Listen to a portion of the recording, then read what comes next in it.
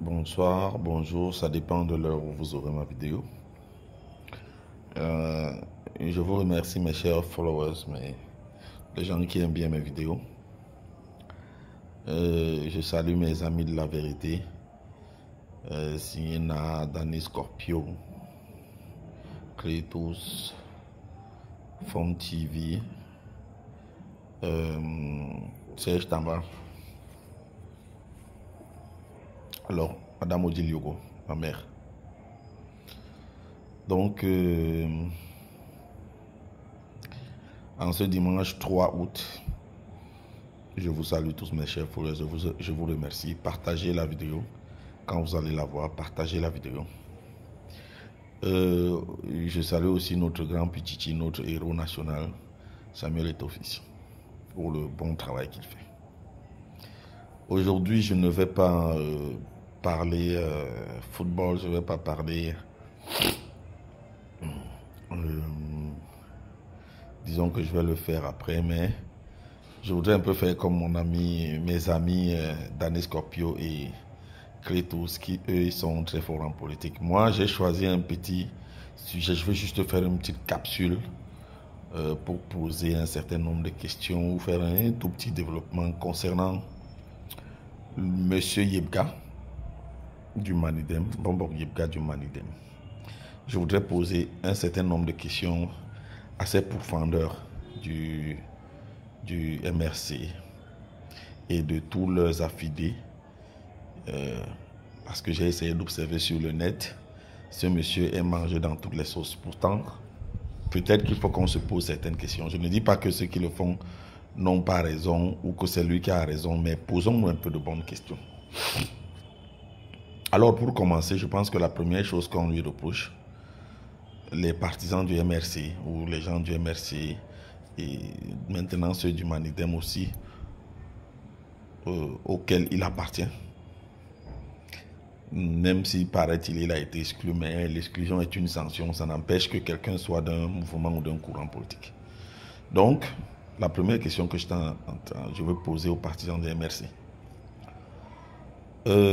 vous développez dans les forums sur tout Internet, YouTube, Facebook, TikTok, partout.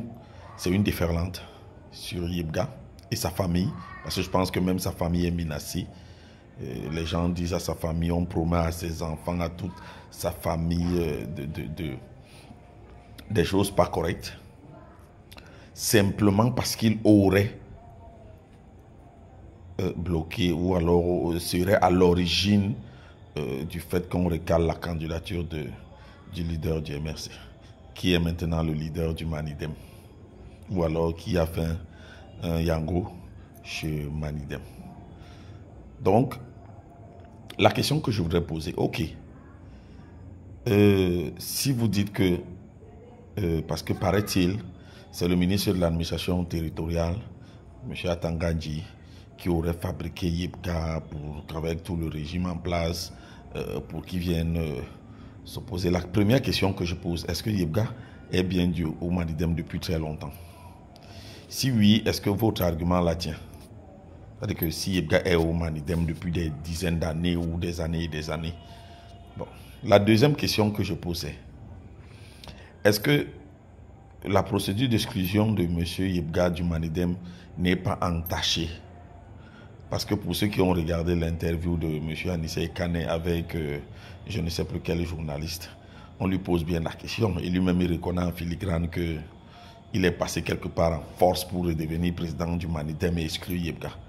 Est-ce que de par ce fait, en regardant cette interview, parce qu'il faut donner des preuves, en regardant cette interview d'Anissé Kane qui parle de comment ils ont fait passer le congrès et en quelle qualité et comment Yebga a été exclu, est-ce qu'il n'est pas clair et net que l'exclusion de Yebga n'est pas bonne, n'est pas légale, ou alors n'est pas juste, n'a pas respecté les textes du Manidem?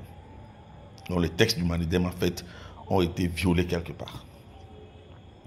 Est-ce que c'est vrai ou c'est pas vrai? À la limite, je vous pose la question à vous, les gens du MRC, de toute la déferlante qui pensent que il n'y a que le leader du MRC, le leader du du Manidem qui doit être le seul candidat. Il ne faut pas que quelqu'un d'autre ose dire qu'il peut se poser candidat. Je me demande sur quelle base. Et le pire même, c'est que vous, les gens du MRC, vous dites, c'est le peuple. De quel peuple vous parlez? C'est-à-dire que votre volonté, celle suffit à faire de vous la volonté, de vous des détenteurs de la volonté du peuple au point de dire le peuple, le peuple, le peuple tout le temps. Là, il y a une question que j'aimerais aussi comprendre, vous les gens du MRC, quand vous parlez de Yibga, vous parlez toujours du peuple. Je vois Maître Nguifak des fois, celui qui parle du peuple, le peuple a dit que le peuple... De quel peuple vous parlez? Vous avez des élus, vous représentez une tranche de gens élus, connus, maîtrisés, quelque part ici au Cameroun? Je ne pense pas. Il y a des questions, on prend les institutions en cours, que ce soit les mairies, les régions, l'Assemblée nationale, la présidence de la République. Vous n'avez personne comme élu. De quel peuple vous parlez? Vous avez sûrement des partisans, des gens qui vous aiment et tout, mais de là à parler au nom du peuple camerounais, est-ce que vous, les gens du MRC, vous ne trouvez pas que vous exagérez un peu? Vous parlez de quel peuple? Des gens qui viennent souvent dans vos manifestations. Mais les gens viennent dans toutes les manifestations. Des gens viennent même dans les concerts, des gens plus que chez vous. Donc, les gens qui font les concerts peuvent dire déjà qu'ils parlent au nom du peuple? Non. En fait, je vous pose des questions, vous avez le droit de répondre, mais surtout avec des arguments, pas des insultes ni par des choses qui ne sont pas logiques. Parce que chez moi, c'est toujours la logique et les faits qui priment. La troisième chose que je voulais demander, c'est une espèce de transitivité. Si vous considérez donc que ça, monsieur le ministre Atanga Ndjiki a fait en sorte que monsieur Yibga soit président du Manidem et que ça puisse l'investir pour qu'il bloque la candidature de votre champion.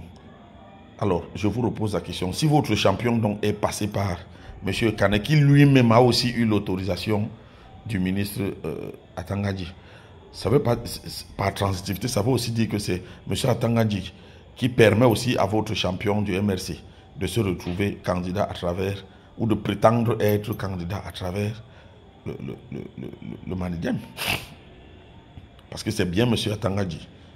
Tout ce que vous brandissez, le site qu'on a modifié et tout, c'est bien M. Atanga Ndjiki qui a donné cette autorisation et tout et tout. S'il a donc donné à Anissé Ekane et que M. Ekane s'en prévale aujourd'hui, au point de la transmettre à M. le dirigeant du MRC, ça veut donc dire que le dirigeant du MRC bénéficie de la complicité entre guillemets, puisque c'est cette même complicité que vous reprochez à M. Yibga. Ça veut donc dire que M. Ekane aurait la même, ou alors avait eu en amont la complicité aussi du ministre Atanga Ndjiki. Finalement donc, qui n'est pas le complice de M. Atanga Ndjiki? Ça veut dire que même le leader du MRC est le complice d'Atanga Ndjiki, puisqu'il doit bénéficier de l'approbation du ministre Atanga Ndjiki pour prétendre se représenter. Ce que vous reprochez à M. Yibga, est-ce que ça a un sens alors finalement? Ça n'a pas un sens quand on sait que monsieur le leader du MRC clamait haut et fort qu'il allait se présenter sous la bannière du MRC. Qu'est-ce qui s'est donc passé à venir se représenter sous une bannière qui a bénéficié de l'autorisation du ministre Atanga Ndjiki, que vous refusez à M. Yibga? Est-ce que ça a un sens? Ça n'a pas de sens. Donc si vous traitez M. Yibga de vendu de tout ce que vous voulez, de tout, parce que paraît-il, dès que tu as eu une approbation, même légale du ministre Atanga, ça veut dire que tu es vendu entre guillemets. Votre leader donc du MRC ne serait pas aussi vendu, puisque c'est la même approbation qu'il vient chercher auprès d'Anissé Ekane, qui lui-même l'a eu chez le ministre Atanga Ndjiki. Vous comprenez un peu ce que je veux dire? Est-ce que finalement alors votre leader du MRC lui-même ne serait pas le complice de M. Atanga Ndjiki à ce moment-là, comme eux, vous le dites pour M. Yibga? La troisième chose, c'est que j'ai entendu Maître Nguifak dire dans un plateau de Kinox que M. Yibga était un vendu, que s'il voulait de l'argent, ils vont faire une quête, les Camerounais vont cotiser pour donner.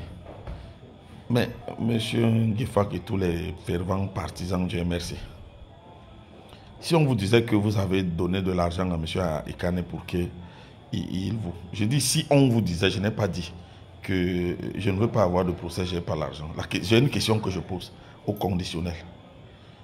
Est-ce qu'on ne pourrait pas aussi penser que vous-même aussi, vous avez acheté M. Anissé Ekane que peut-être vous avez fait la cotisation, comme tu dis là, pour racheter aussi M. Yebga. Est-ce qu'on n'est pas en droit de se poser cette question? Que ce n'est pas ce que vous avez fait avec Anissé, et quand vous avez fait le Ndjangé là, vous l'avez aussi acheté. Et les 6 milliards que vous demandiez là, ça peut être ça comme ça. Hein? Je dis ça peut, je n'ai pas dit que c'est ça.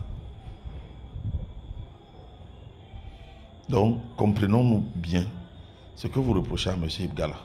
Est-ce qu'on ne peut pas dire que c'est ce qu'il y a même chez le leader même du MRC?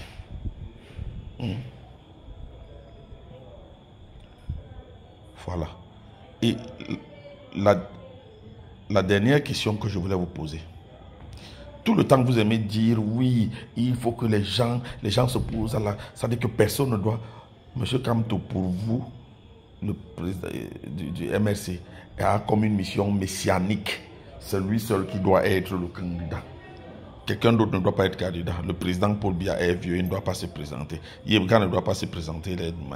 D'ailleurs même, vous au MRC, vous considérez qu'il y a eu 2 candidatures au niveau du RDPC avec Léon Teller.